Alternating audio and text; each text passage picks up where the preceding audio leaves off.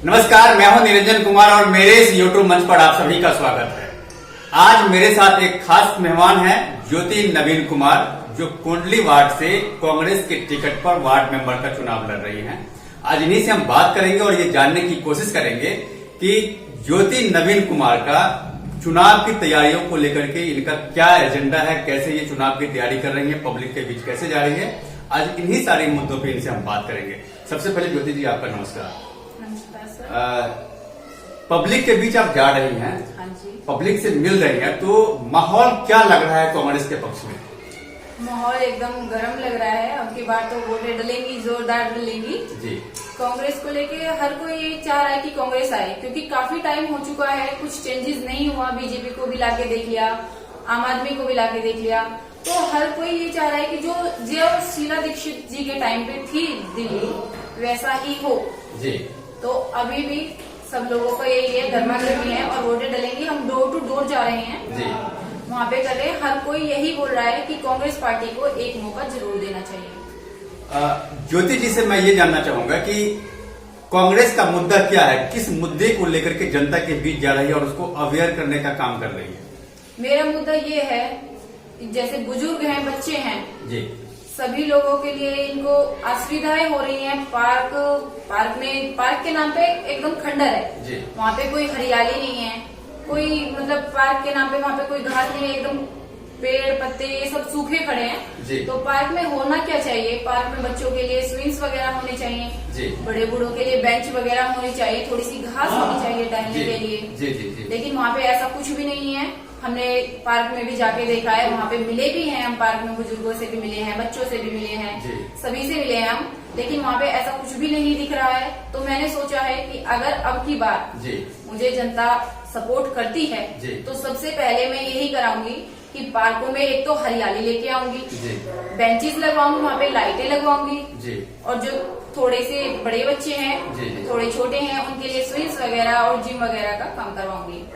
नालियां वगैरह ये इनमें भी नालियां भी साफ करवाऊंगी, क्योंकि नालियां टाइम टू टाइम साफ होती रहनी चाहिए, क्योंकि उससे बीमारियां होती हैं, मच्छर होते हैं। अभी भी यही हो रहा है कि नालियां साफ नहीं है और प्रदूषण तो है ही। केजरीवाल जी की देन है कि प्रदूषण से बनी हुई है दिल्ली इस टाइम पे। हर घर से दो कम से कम अगर जा रहे हैं, हम भी डोर टू डोर कर रहे हैं, तो दो तो हमें बीमार मिल ही रहे हैं। और कूड़े के पहाड़ को लेके तो देख ही लीजिए कि कूड़े के पहाड़ में अगर ये मुद्दा उठा है कि भाई बीजेपी ने कूड़े का पहाड़ बना दिया है, तो उन्होंने क्या काम किया है, छोटे छोटे उसमें डिवाइड कर दिया है कूड़ों को।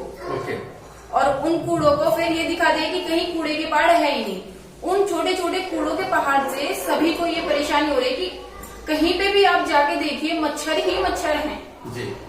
और हर कोई बीमार पड़ रहा है इसी चीज से। तो आपने कई सारे मुद्दे उठाए और इसी मुद्दे को लेकर के आप जनता के बीच जा रहे हैं और जनता भी आपसे यही बात बोल रही है कि उनके इलाके में साफ सफाई की व्यवस्था नहीं है। बिल्कुल भी तो नहीं। यहाँ पर मेरा सवाल ये है कि अगर ज्योति जी अगर चुन करके आती हैं, तो ज्योति जी पार्कों की साफ सफाई के बारे में तो आपने बताया कि कैसे उसका सौंदर्यीकरण करना है, लेकिन लोग जो है नालियां जो है गलियों में, उस गली में लोग कूड़े फेंक देते हैं, जबकि उनको डस्टबिन में कूड़ा डालना चाहिए।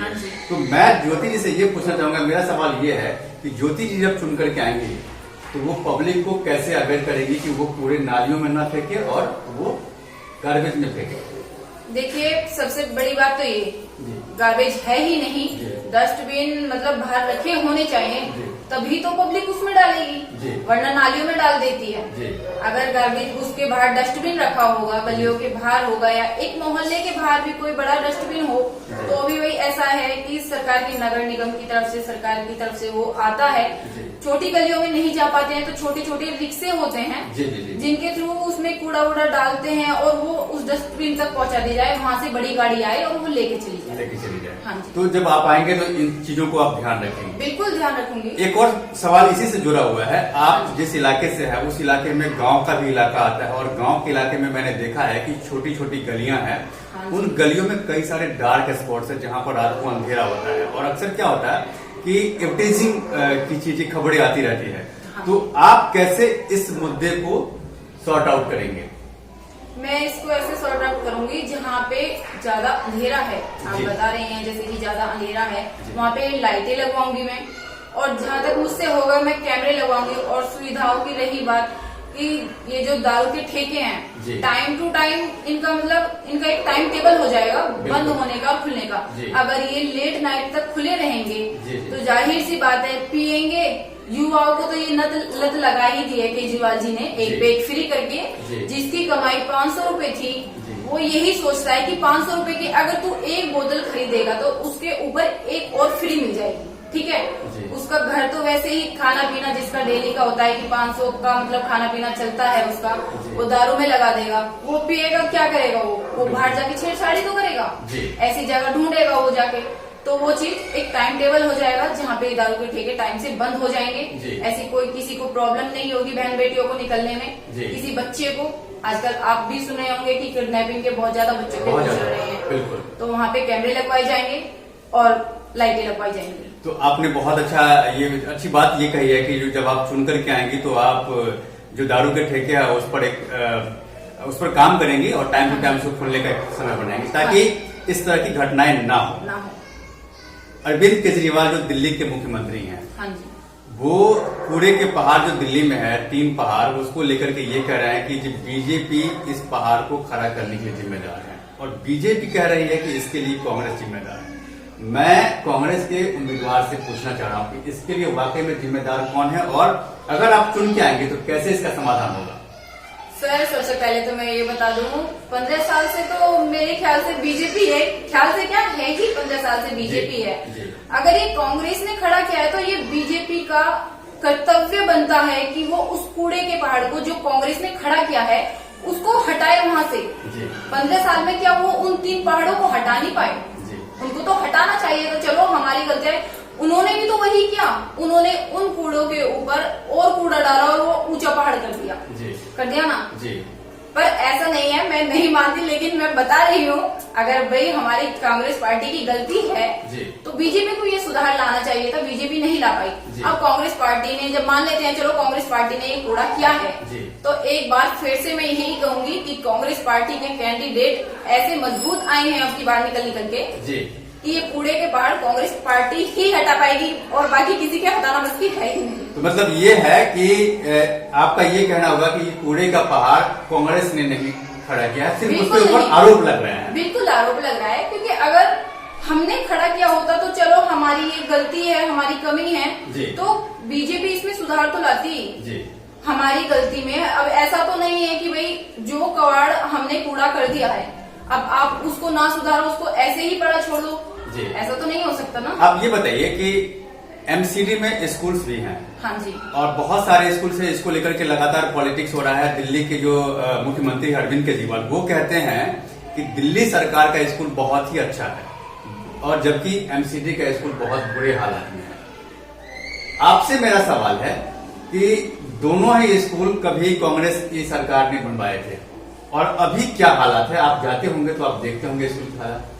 स्कूलों के हालात तो ये हैं, कहना तो नहीं चाहिए, उनमें कोई सुविधाएं नहीं है। ब्लैक बोर्ड होते हैं, वो बोर्ड बिल्कुल भी अच्छे नहीं है। वहाँ पे अगर एक बार लिख देते हैं तो फिर से अगर उसे रब करेंगे तो वहाँ पे फिर से रब करने की मतलब ये कि लिखने की जरूरत खत्म ही हो जाती है। एक बार रब करने के बाद ब्लैक बोर्ड इतना बेकार हो जाता है, तो पंखा नहीं है, लाइटें नहीं है और कहीं पे इतना कर रखा है, मतलब एक बार लगा दिया मतलब थोथली हुई पड़ी है दीवारें भी बिल्कुल। अगर उनको देखेंगे आप ऐसे उपड़ी पड़ी है, मच्छर होते हैं वहाँ पे, बहुत ही ज्यादा मच्छर होते हैं। खाने पीने की अगर ऐसा है, छोटे बच्चों को खाने पीने की व्यवस्था दी जाती है एमसीडी के स्कूल, है ना, ये चीज तो पता ही होगी, आप सभी को पता होगी। वहाँ पे बच्चों को साफ खाना नहीं दिया जाता। वहाँ पे एक बार हो जाता है कि हाँ भाई एक बार आ गया, अगर वो धुल के बच्चों को दाल चावल होते हैं वो धुल के बनाए जाए, साफ सफाई से बनाया जाए तो बच्चे खाएं, ऐसा नहीं है। लेकिन बच्चे घर से लंच लेके जाते हैं कि स्कूलों में खाना अच्छा मिलता ही नहीं है, लाइटिंग नहीं है, पंखा नहीं है, ये सब लगे तो हुए हैं होल्डर वगैरह, लेकिन उनका कोई फायदा नहीं है। केजरीवाल जी ने कुछ किया ही नहीं है। तो आप ये कह रही हैं कि अरविंद केजरीवाल की जो कथनी और करनी है वो बहुत उसमें फर्क है, बहुत ही फर्क होता है सर, बहुत फर्क है। हाँ जी। और जो हालात एमसीडी के स्कूल का है वही हालात दिल्ली सरकार का स्कूल है उसका भी है। बिल्कुल ऐसा ही है सर, सरकारी स्कूल का भी और उसका भी सेम टू सेम ही है, क्योंकि वो भी तो केजरीवाल जी की ही देन है। बिल्कुल बिल्कुल। तो जब उसका एमसीडी के का यही है तो सरकारी स्कूल का भी यही है। इस बार एक एमसीडी हो गई है और 250 पार्षद चुन करके आएंगे। हाँ जी। तो मेरा ज्योति जी से ये सवाल है कि इस बार कांग्रेस एमसीडी में सरकार बनाएगी?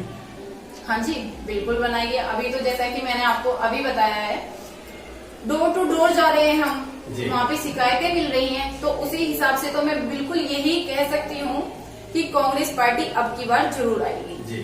क्योंकि हर कोई बुराई कर रहा है कि ये जो झाड़ू है, ये सिर्फ झाड़ू कांग्रेस वालों ने झाड़ू जो है ये सिर्फ उन्होंने दिखाई है कि हाँ ये साफ सफाई के लिए है जी। ये सिर्फ ऐसा नहीं है, साफ सफाई के लिए नहीं है वो सिर्फ झंडों में लगाने के लिए, दिखाने के लिए एक पार्टी इन्होंने, मुझे लगता है जहाँ तक उस टाइम पे ये आम आदमी पार्टी बनी थी। जी जी जी। आम आदमी पार्टी बनी थी कि आम जनता की सुनी जाएगी। यहाँ पे जो कोई भी आम आदमी आएगा, उसकी जो कोई भी परेशानियां होंगी, उसकी प्रॉब्लम्स होंगी, वो सब दूर करेंगे केजरीवाल जी। लेकिन यहाँ पे तो ऐसा कुछ भी नहीं हुआ। अगर इन्होंने कोरोना काल के टाइम पे देख लीजिए आप, इन्होंने ये जो एक के ऊपर एक फ्री किया है, अगर वहाँ पे ये जैसे कि ये बिहार के लोग दिल्ली में बसे हुए थे, कुछ नहीं जा पाए क्योंकि उस टाइम पे सब वाहन बंद हो गए थे, आने जाने का प्रबंध सभी बंद रह गया था। तो जो उधर है वो उधर रह गए, जो इधर है वो इधर रह गए,